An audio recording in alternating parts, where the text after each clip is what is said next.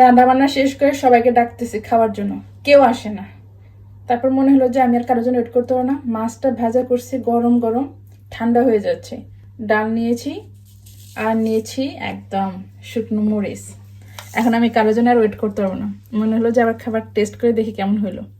Test তো আসলে না, আমার এরকম খাবার দেখলে অনেক তাড়াতাড়ি ক্ষুধা লেগে যায়। আমার মনে হচ্ছে টেস্টের দুর্কি বাদ এই খেয়ে নিই, পেট ভরে খেয়ে নিয়ে তারপরে বাকি সবাইকে আবার ডাকা শুরু করবো। তার আগ পর্যন্ত খেয়ে নিই, দেখি কেমন হলো খেতে। বিসমিল্লাহ।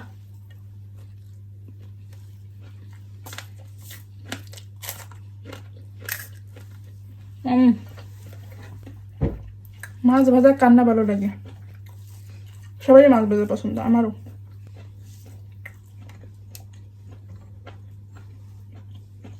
একটা লেবু নেছে, দারুণ।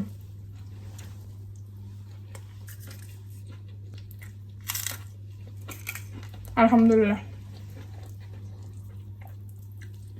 যে মজার রান্না।